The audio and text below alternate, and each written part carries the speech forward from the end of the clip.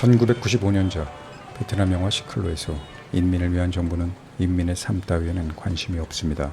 덕분에 나라는 빈민과 부유층으로 양극화되었죠. 피골 이상접한 빈민의 삶을 바로 옆에 두고 고위층은 호화롭게 살아가죠. 이럴 때 빈민은 누굴 믿고 살아야 할까요? 성실하게 살아도 겨우 입에 풀칠할 뿐인데 말이죠.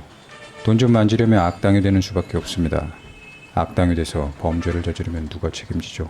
정부가 책임질까요? 개인이 책임집니다. 감옥 간다는 얘기가 아니죠. 감옥은 탈옥이라도 한다지만 개인의 영역에서는 도망칠 공간이 없습니다. 이들의 경우를 보면 아시게 될 겁니다. 포엣, 양조위가 연기한 극중인물 포엣. 시인이란 말인가요? 아니요. 그는 조직의 행동대장이죠. 어린 여자들을 데리고 포주짓을 합니다. 이 미친 녀석은 자기 여자친구까지 차별 없이 이 일에 끌어들이죠. 아주 공정한 녀석입니다. 스타킹 패티시, 여성의 발에 미친 사람, 물을 먹이고 서서 소변을 보게 하는 변태적인 요구를 들어주는 일을 자기 여자친구에게 시키죠. 대단하네요. 포엣은 포주일만 하는 게 아니라 마약을 유통시키고 사람을 죽이죠. 그뿐인가요? 보스인 마담의 잠자리 토이 노릇까지 합니다. 그냥 사탄이 싸지른 똥밭을 뒹굴고 있는 느낌이군요. 그런 녀석이 똥폼을 잡고 다닙니다. 늘 고뇌에 차 있죠. 자신의 죄를 의식하고 있는 느낌이랄까. 만약 진짜 죄의식을 가지고 있는 놈이라면 지금 제정신이 아닐 겁니다. 결국은 터질 게 터지고 말죠. 그는 여자친구와 나이트클럽에 갔어요. 놀러 간 건 아니고 일하러 간 거죠. 여자친구에게 수갑을 채우고서 변태에게 알선하기 위해서 말이죠. 수갑찬 여자에게 흥미를 느낀 남자는 넘지 말아야 할 선을 넘어버렸습니다. 그녀를 강간해버렸죠. 모두가 놀랐던 건 그녀가 아직 남자 경험이 없는 처녀였다는 사실입니다. 포엣은 이제 자신의 죄의식을 어떻게 감당해야 할까요?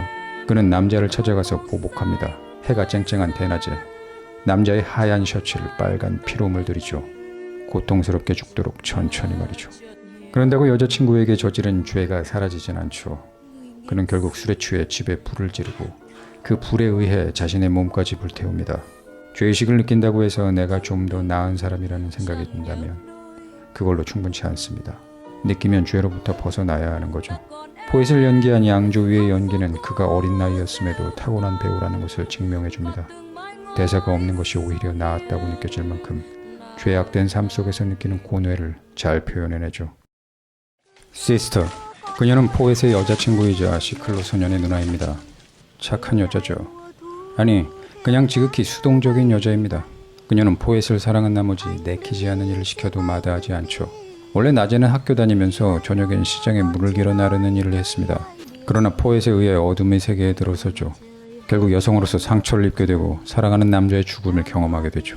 악에 대해 적극적이지 않았다고 해서 변명할 수는 없는 겁니다. 시클로, 이 영화의 주인공이죠. 돌아가신 아버지의 직업이었던 시클로를 모는 일을 하고 있습니다. 달리 선택의 여지가 없었죠. 배운 게 없어서 글도 못 읽습니다. 18살의 나이에 아파서 소변을 보지 못할 정도로 하루 종일 페달을 밟아도 겨우 입에 풀칠할 수 있을 뿐이죠. 뼈다귀만 앙상한 그의 육신은 마치 해부학 강의실에 놓인 해골 같습니다. 그의 누나는 물을 길어 나르고 어린 여동생도 시장에서 구두를 닦고 할아버지조차 쉬지 않고 자전거 펑크 떼우는 일을 하는데 이 가족은 겨우 끼니를 때울 뿐입니다. 제대로 생긴 집도 없죠. 보고 있으면 왜 이런 삶을 굳이 힘들게 살아야 하는 건지 의문이 들 정도입니다. 시클로의 주인인 마담은 중년의 여자인데 나쁜 사람 같아 보이진 않습니다. 소녀는 소변을 보다가 시클로를 도둑맞죠. 갱들은 시클로를 훔쳐가는 걸로도 모자라 소녀를 두들겨 팹니다. 소녀는 시클로를 도둑맞은 대가로 마담이 시키는 나쁜 일을 하게 됩니다. 알고 보니 다 마담이 꾸민 짓이더군요.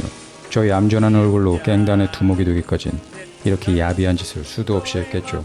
하루 종일 생고생을 해도 가난하게 살았는데 나쁜 일을 하니 고생하지 않아도 많은 돈을 만질 수 있었기에 소녀는 겁도 없이 갱단이 되길 자처합니다. 마담이 원한 게 이거였던 걸까요? 소년에게 불을 안겨주기 위해서. 소년은 자신의 미래를 알지 못했죠. 그는 천성이 착한 녀석이었기 때문에 이런 일을 하면 안 되었던 겁니다. 무지가 악한 행위를 정당화시켜주진 않습니다. 마담, 조직의 보스이죠. 얌전한 중년 여자의 얼굴은 그가 갱단의 보스라는 것과는 어울리지 않습니다. 그녀에게도 사연이 있죠. 불장난 같은 사랑에 의해 18살에 아이를 낳게 되고 남자는 겁나서 도망가고 아이는 미숙아로 태어났죠. 그녀는 미혼모로서 장애를 가진 아이를 키우며 살아남기 위해 애쓰다가 여기까지 오게 된 거죠. 악을 선택하지 않았다면 아이를 키우며 살지 못했을까요? 결국 살려다 보니 어쩔 수 없었다는 것도 악과 손잡은 것에 대한 정당한 사유가 되진 못합니다. 그의 전부였던 아들이 불의의 사고를 당하게 되죠. 악의 숙주 역할을 했던 마담과 포에선 불행한 최후를 맞게 되지만 시클로와 누나에겐 다시 일상으로 돌아갈 기회가 주어집니다. 이제 시클로 소녀는 다시 돈을 벌기 위해 나쁜 짓을 하진 않을 겁니다. 그의 누나 또한 그렇겠죠. 그의 아버지가 그러했던 것처럼, 또한 그의 할아버지가 그러했던 것처럼 성실하게 악과 타협하지 않으며 살아가겠죠. 그의 후손들에게도 설명해 줄 겁니다.